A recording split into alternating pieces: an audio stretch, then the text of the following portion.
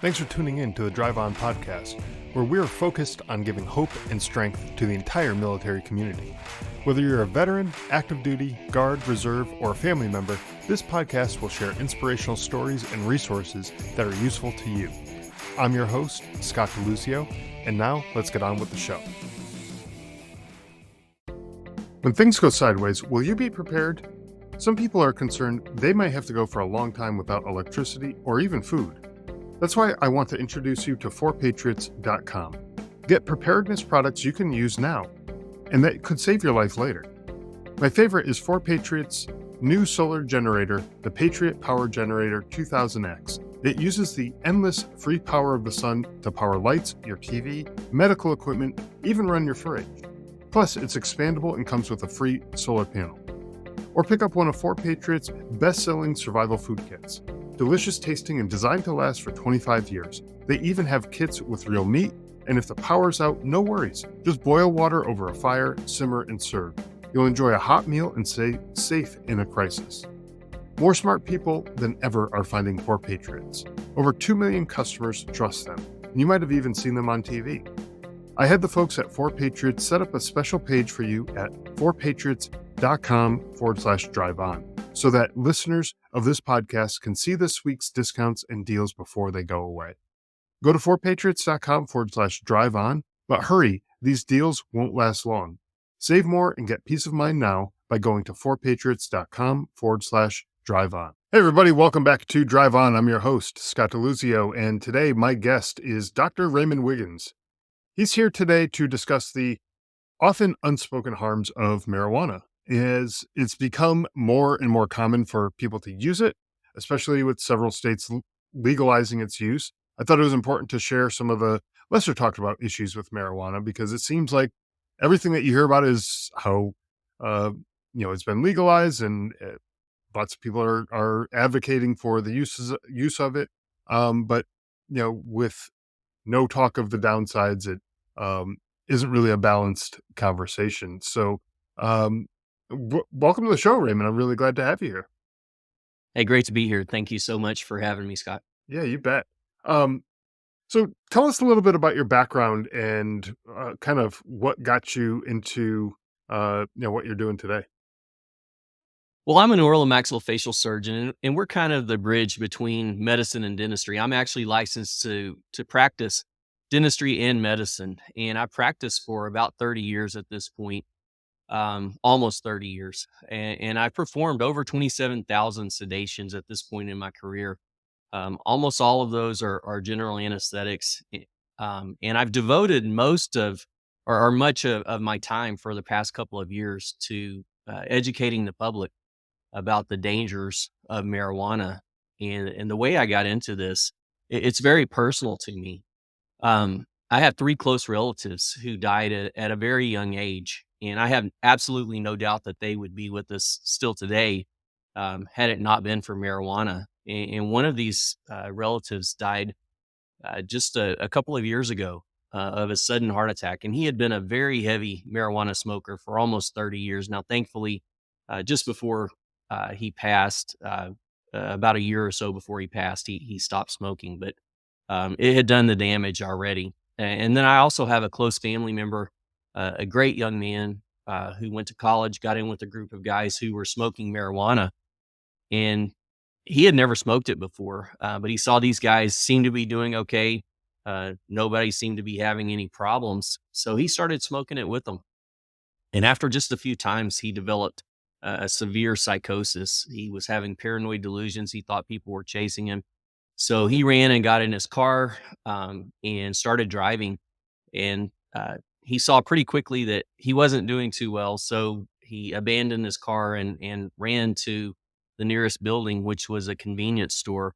And the clerk there saw that he wasn't doing well and took his phone and called this young man's mother and called 911. And when the paramedics and police got there, they took him to a hospital, and he was diagnosed with marijuana-induced psychosis. He had lost all touch with reality, and doctors told his family that he may never be the same. And unfortunately, fortunately, he was released from the hospital eventually, but unfortunately, he was never able to return to school. That's the personal side. And then the professional side, I see my patients have a pattern of anxiety whenever they smoke marijuana. It's something that people think that it helps with anxiety, but when people come down from marijuana, they don't understand that it's actually increasing their anxiety. And then my patients also, and not just me, but this is a very big study that came out a couple of years ago now, showed that we need to use about 3 times the propofol to do the type of anesthetic that we do as oral and maxillofacial surgeons, and really anyone who does outpatient anesthetics use propofol, and we have to use about 3 times as much in these patients. And then also, the American Society of Anesthesiologists says that it takes about 60% more pain medicine afterwards, after surgery, to keep marijuana users comfortable compared to those who don't use marijuana. And people think, well, marijuana helps with pain. Well, when you're on it, yeah, it may make you not feel like you have pain, but when you come down from it, there's what's called hyperalgesia. You're going to have more pain, and the American Society of Anesthesiologists backs that up. So seeing the devastating effects, really, and even deadly effects in my patients, my family, and my friends, I began investigating, and what I found really shocked me. Yeah, so I mean that's kind of a interesting background. Some of those things that you mentioned, I had never heard of. I'm not you know too intimately involved, obviously, in the research like you are. Uh, to understand all of this stuff. I'm not a doctor or anything like that. So none of the advice I none of the things that I say on here should be taken as advice, I should say, as far as a medical uh, side of things. But so these events that took place, the folks that you knew, and even on your professional side, kind of prompted your investigation into this, right? Correct. Yeah. So in your investigation and your research, um, in addition to the personal experiences that you've seen from individuals that you knew, whether it's professionally or personally, um, what kind of evidence did you discover that um, kind of prompted you to be like, let's throw up some red flags here and say, hey, this maybe isn't the best thing to be doing. Yeah, when I started looking into the literature, when I very first started looking, you see all the things on the front, the first page of Google and that type of thing. But when I really started investigating the medical side of things, I saw that there were so many things that I didn't understand. The problems with the brain. We all know that it causes a short term uh, problem with the brain. It changes the way that we think for a short period of time for those who use it. But what I didn't understand were the long term effects on the brain, such as decreased IQ. All of the studies that look into to young people when they're in school, how much worse they do in school. Um, and then you start looking at the heart effects. That's probably the biggest one. That one, along with schizophrenia, which we'll talk about in a moment. But the heart effects, I had no idea that marijuana could cause such major effects. If you smoke marijuana for the first hour, you have a 4.8 times risk of a heart attack. And for 2 hours, it's a 1.7 times risk. There are studies that show a 63% increase for 30 days after smoking marijuana.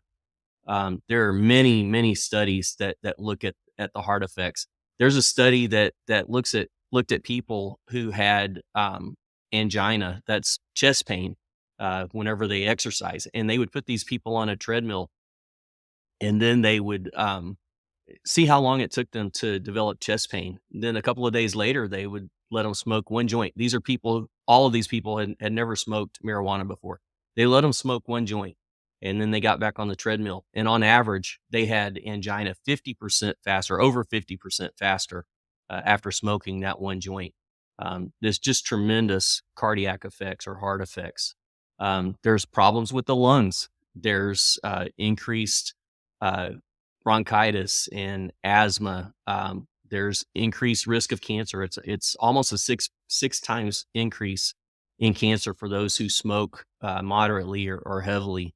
And then, I mean, you can just go on and on. There's problems with the immune system. Uh, there's problems with fertility. There's problems with oral health. There's so many different problems from a physical standpoint. And then if you start looking into the mental health issues, uh, you start seeing that there's increase in anxiety, panic attacks, depression, suicide attempts, bipolar disorder, and psychosis, including schizophrenia. Um, and and there's also things that we don't even think about, like increase in motor vehicle accidents. There's a doubling since 2000, between 2000 and 2018.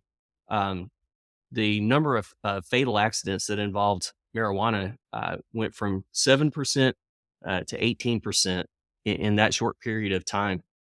And anytime states legalize marijuana, on average, there's about a doubling in the risk of fatal car accidents, and there's an increased risk in all motor vehicle accidents.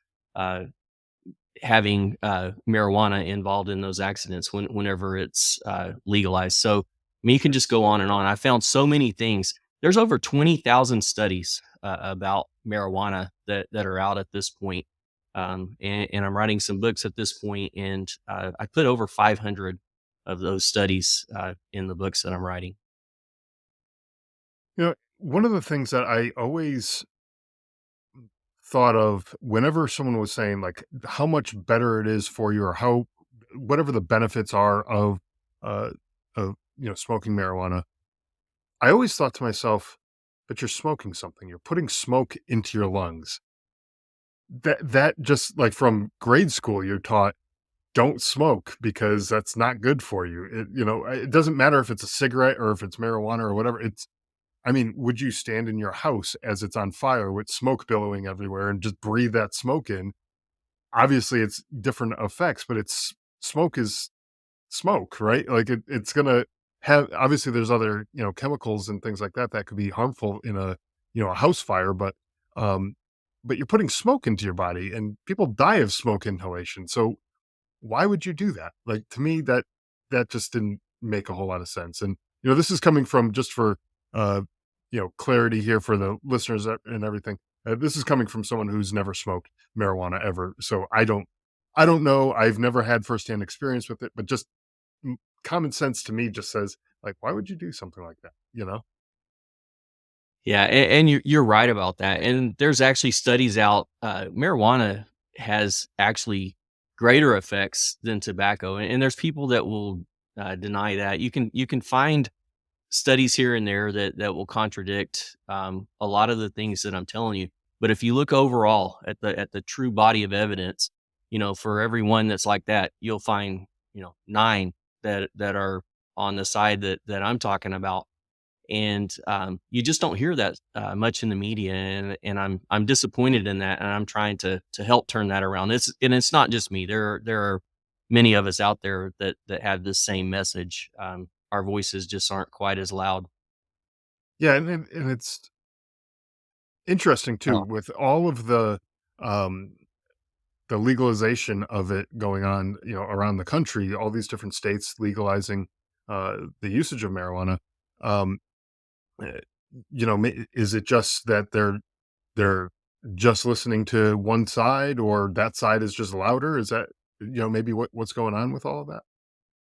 yeah, there just like there was big tobacco back in the 50s and 60s and 70s.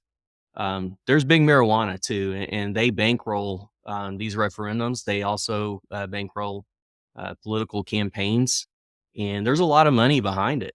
Mhm. And so that's really where it comes from. If you look back at 1991, about 80% of young people believe that marijuana caused significant harm to our bodies. And if you fast forward that to 2021, 30 years later, only 21% of young people believe that marijuana causes problems. Well, what does that do?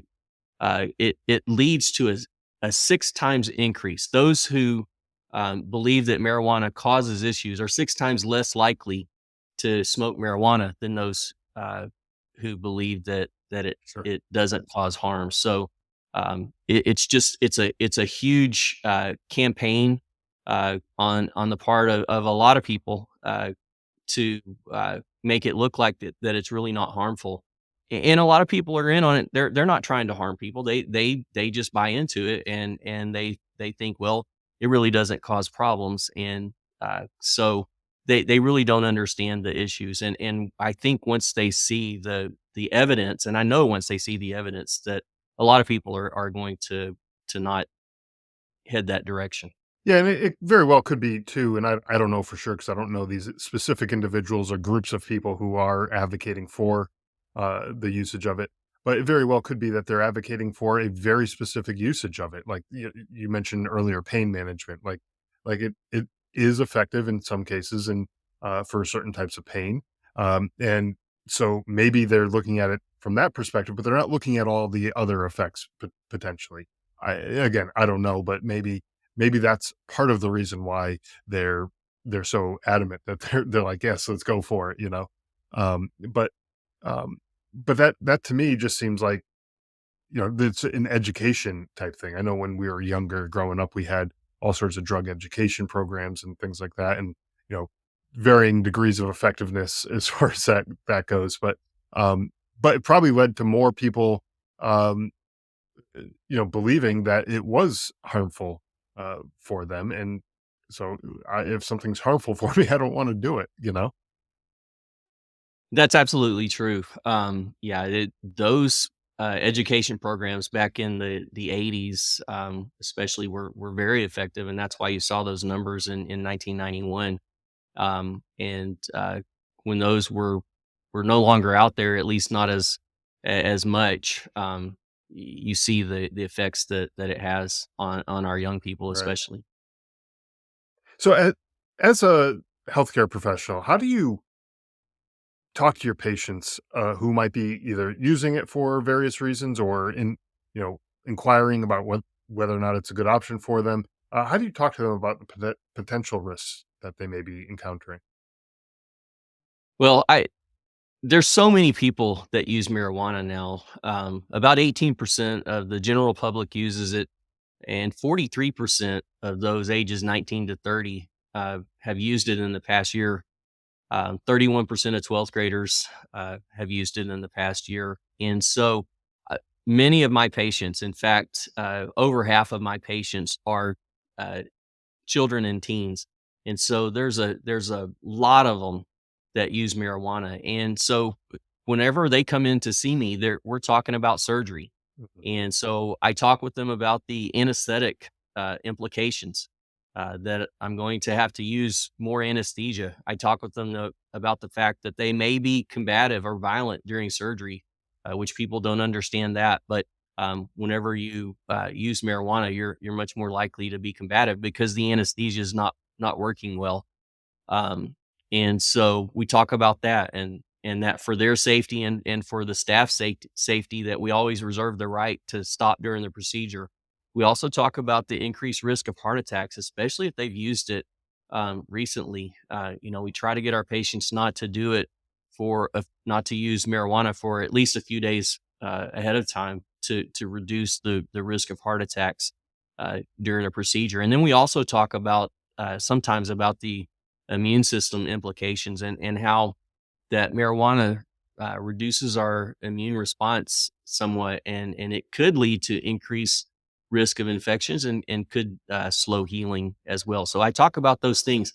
And then if I can see that they're open to what I'm talking about, and especially if they're if they're a marijuana user, um, I talk with them sometimes about the overall health risk and the mental health risk, and especially if I see that they've checked anxiety on their form. We talk about anxiety, and how that it actually increases their risk for anxiety if they're using marijuana. So there's a lot of ways that we talk about that.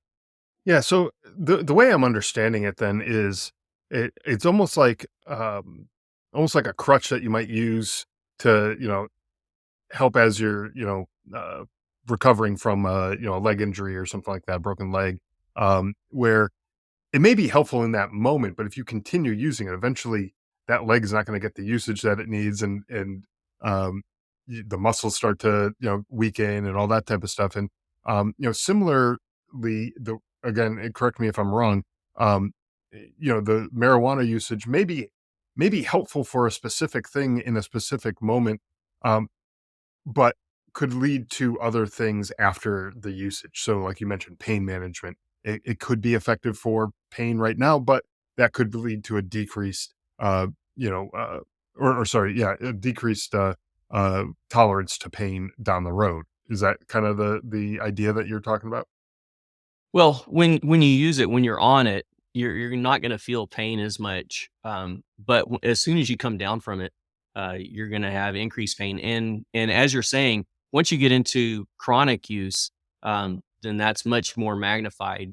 You actually have much increased pain when you come down from it, Hmm. and it takes a lot more, of regular pain medications, to keep your pain down postoperatively, is where I see it as a surgeon and in anesthesia as well. So it's going to take a lot more of those drugs to help keep them comfortable.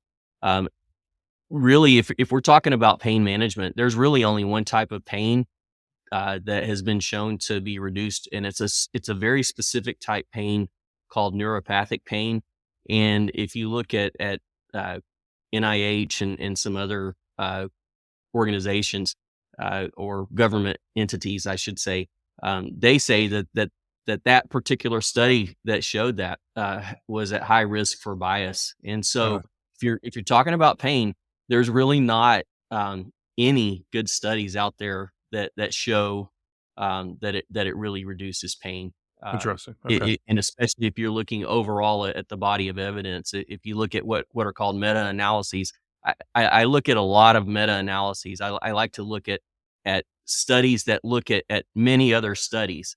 And so one study may look at 30 or 50 other studies. And when you look at the body of evidence, all of that, you really see that it's really not good for pain management. And you also talk about the kind of the spiritual side of things too, right? Could you talk a little bit about that? Absolutely. I have a Master of Divinity. I look at things from a Christian perspective, and I love science. I love nature, but I also look at it like looking at things from a biblical perspective, and I love it when the two come together and they agree with each other. And while the Bible doesn't use the words cannabis or marijuana, the Bible does speak about a lot of things that pertain to the subject of marijuana, and it gives many reasons not to use mind altering substances. Um, it talks about the medical reasons that we listed above. It talks about that marijuana and these mind altering substances can lead to laziness. In medicine, we call that amotivational syndrome. Marijuana leads the user to be a slave to sin, uh, and that's because addiction is basically slavery. Um, and then God wants us to rely on Him for our peace and our joy. And when we're using these substances, uh, we're relying on something else for that. And then also, if you want to talk about the legal aspects of marijuana, it's still illegal in many places. And if you're talking about federal law, it's still illegal. Yeah, I was just And gonna say, yeah, Christians are supposed to obey the law.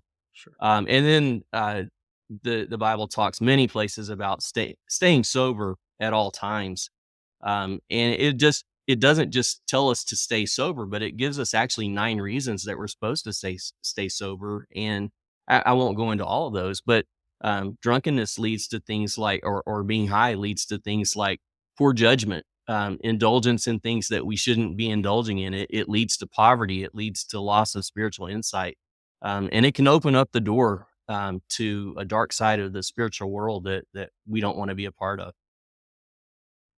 Yeah, and I just want to circle back on something that you mentioned on the legal side. A lot of people don't realize that it, just because, like, A lot of times the state will legalize the usage of marijuana for, in various circumstances, and people go out and they use it or whatever. It's still illegal on the federal level. It's still an illegal substance federally. And so there could be some consequences there on a legal level as well. And so, um, while it isn't enforced on the federal level, but it could be, there's, um, even filling out an application to, buy a firearm. And that's one of the questions that's on there because it's a federal form. It's still illegal federally. So, that could jeopardize some things like that as well. Right. Yeah, marijuana is really a legal minefield, and people don't understand that. But whether you're talking about Delta 8, which is something that's supposed to be legal in a lot of areas, if you really look into the the um, the true legalities of it, it's made in a synthetic form, which makes it illegal in a lot of places. You can't separate the Delta 8 and the Delta 9, and even if you're using Delta 8. Uh, it can still make you test positive for marijuana. Mm. And marijuana itself, there's a lot of jobs that you may have that you really are not supposed to be using marijuana. The healthcare field, law enforcement, so many different fields that if you test positive for that, the legal ramifications are really uh, not on your side. There's a lot of problems that you can have, and it could cost you a lot of money to fight it, and it could also cost you a career as well. That's true too. Anything I gotta imagine, anything with a security clearance probably is in the same category. You mentioned law enforcement, healthcare, anything with maybe, uh, heavy machinery and equipment and stuff like that. I gotta imagine they have some sort of testing like that, because you don't want somebody, under the influence of something like that while you're moving heavy equipment and, potentially could get somebody killed in the process, right? Um, as far as the, um, you know, let's just call it special interest groups who are advocating for the usage of it. I mean, it's kind of strange when you mentioned that earlier because I was thinking to myself, there's no Marlboro Man or Joe Camel or those types of things in the marijuana industry the way they were in with the big tobacco and things like that. So those were like easily identifiable in uh, the tobacco industry, right? The big billboards back in the day, and all the magazine and newspaper ads and all that stuff. You knew who uh, those figures were and what they represented.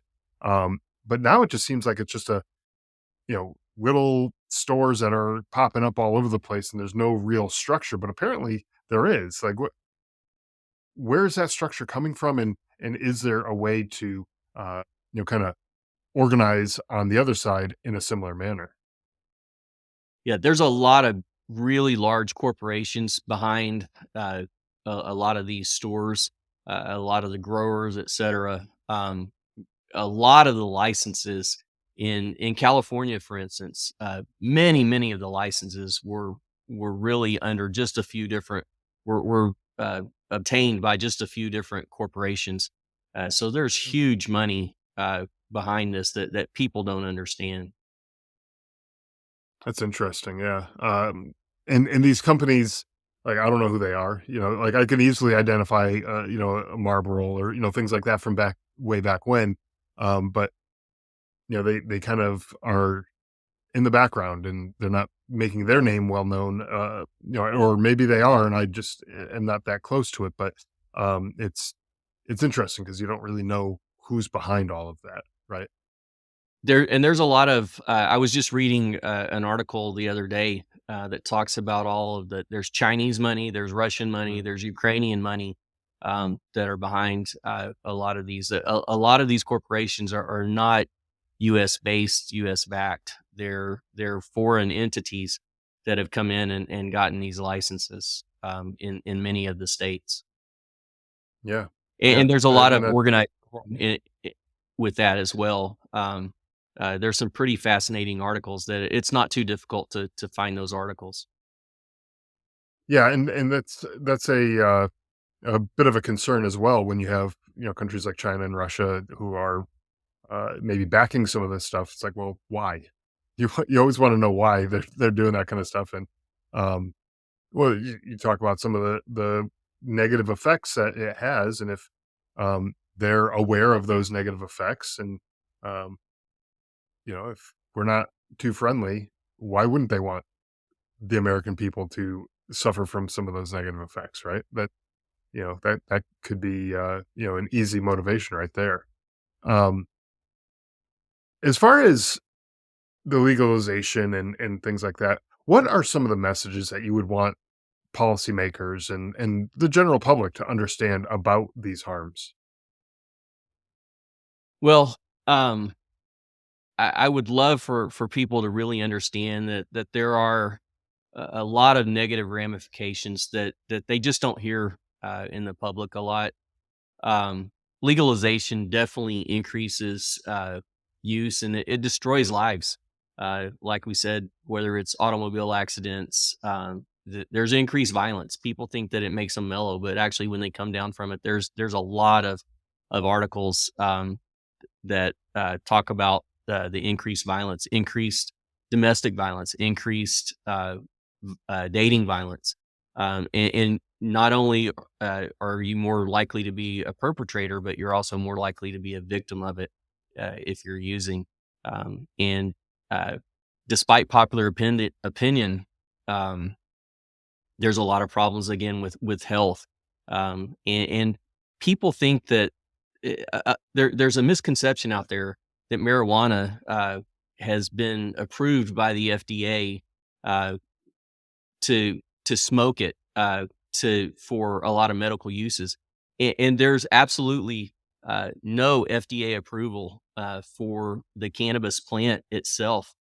There are very specific parts of that plant, some cannabinoids, some of the active products, some of the, very purified CBD oils. There's some, purified, uh versions that are like THC, but not really THC, that have been FDA approved. But the actual cannabis plant itself has never been approved. So why are we legalizing this for medical use when there's really no true medical use for the cannabis plant itself? I do think there's going to be a place in medicine for it, but again, I think it's going to be purified substances and synthetically derived substances that are very similar uh, to some of the active cannabinoids in the cannabis plant. So why are we doing this when there are so many downsides?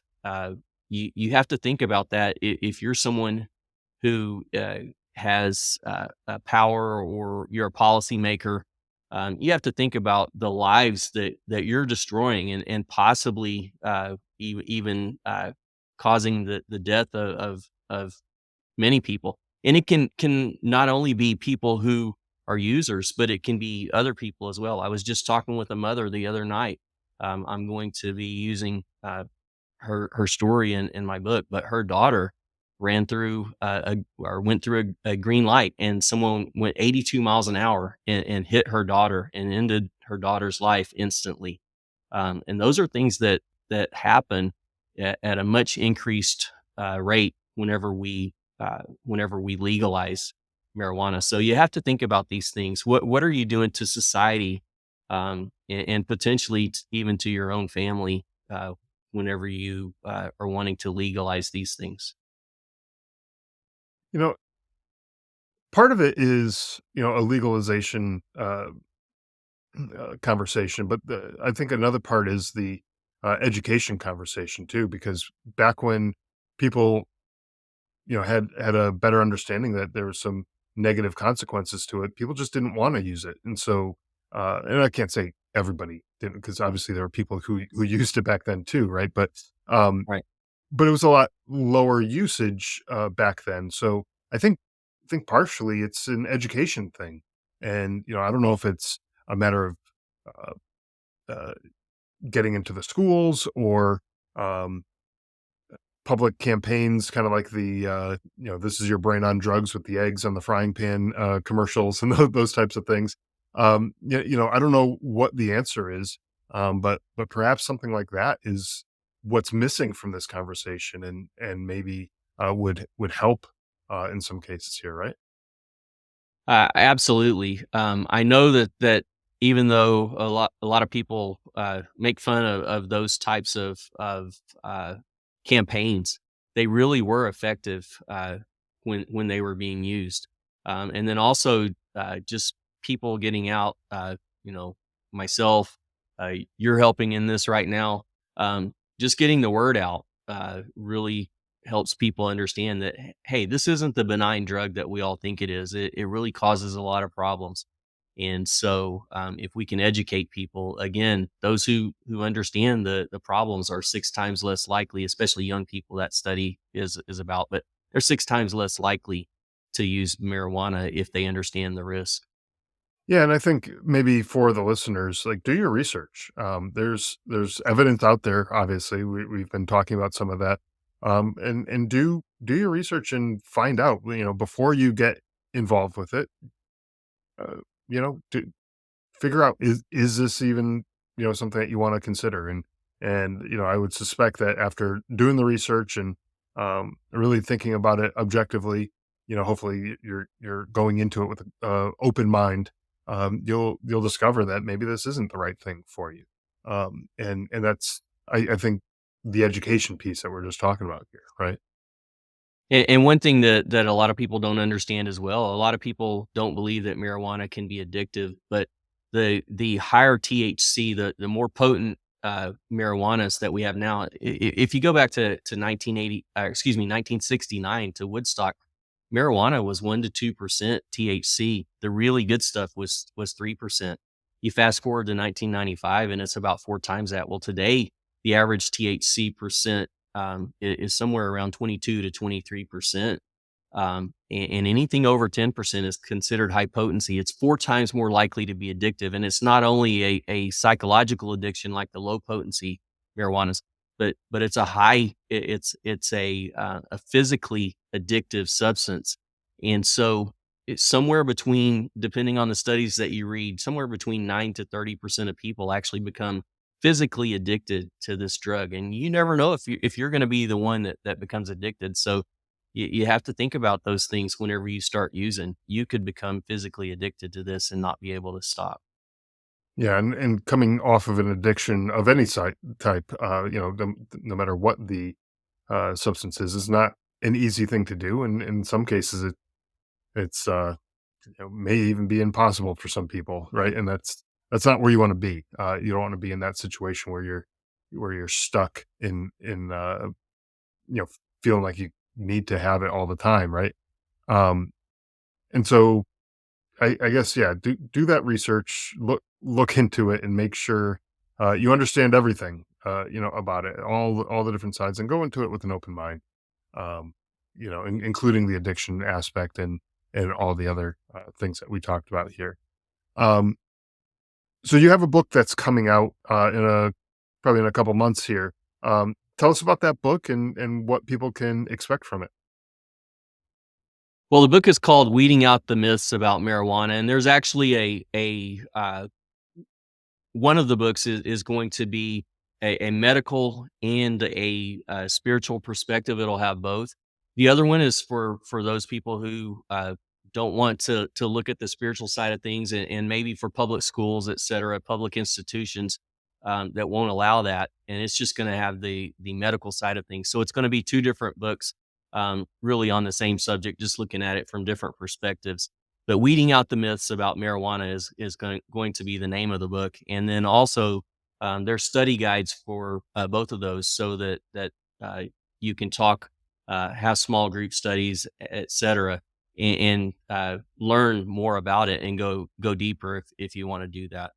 And you can go Sure. to drwiggins.com, and if you'll sign up for my connection email page, um, or connection email list, I'll let you know when the book comes out, and also you'll get a discount on the book when it comes out as well. Excellent. And I'll have a link to that in the show notes for folks to check it out so they can uh, get a copy as soon as the book comes out and be informed anyways when the book comes out so that they can get their copy right away. I know a lot of times, especially when there's a little bit of gap in between the time you hear about something and you're interested in it and the time that it actually comes out. Um, there's that memory lapse and things like that. So getting on that email list will be a good idea. So uh, you'll get a reminder when the book actually comes out. So that's a good thing. So we'll have that link. Um, well, And you uh, oh, I'm sorry. I'm sorry. go ahead. No, Uh, go ahead. Go ahead.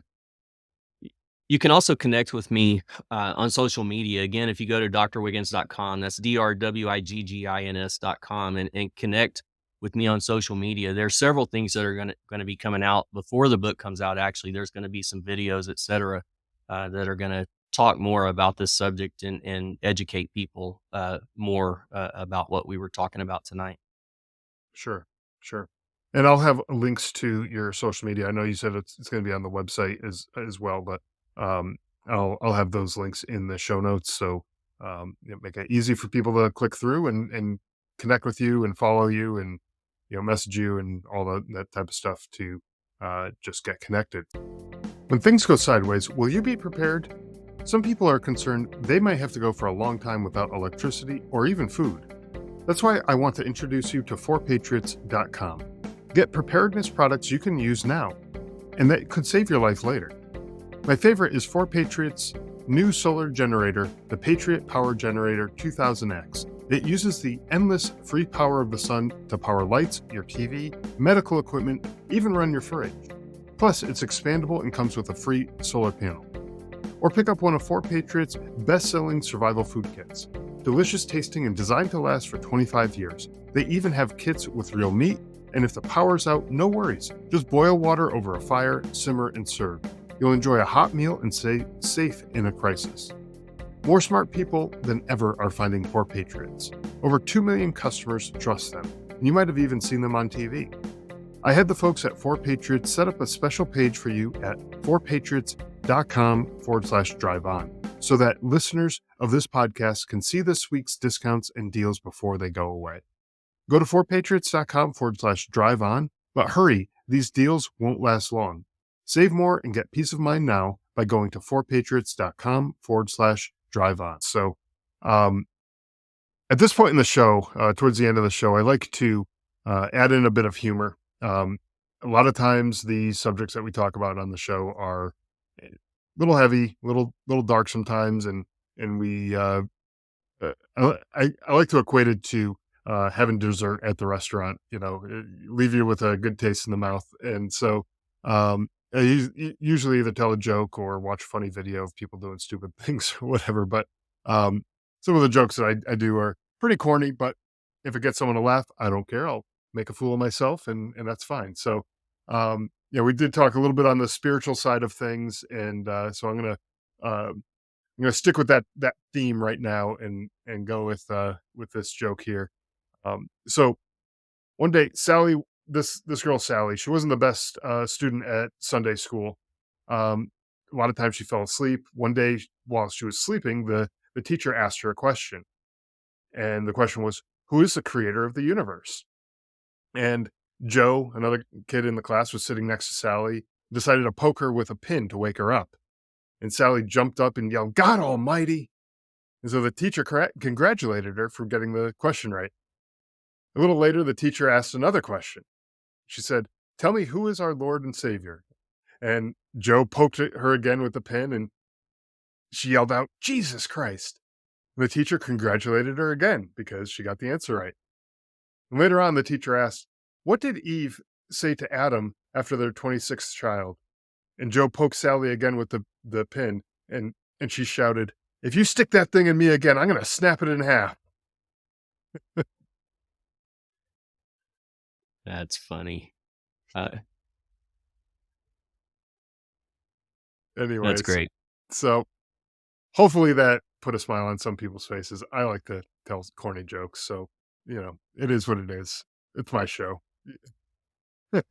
Um, anyways, thank you again, Raymond, for taking the time to join us.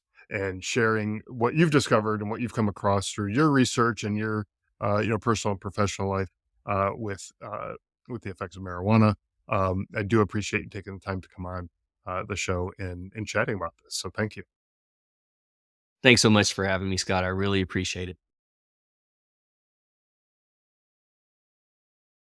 Thanks for listening to the Drive On podcast. If you want to support the show, please check out Scott's book, Surviving Son, on Amazon. All of the sales from that book go directly back into this podcast and work to help veterans in need. You can also follow the Drive On podcast on Instagram, Facebook, Twitter, LinkedIn, YouTube, and wherever you listen to podcasts.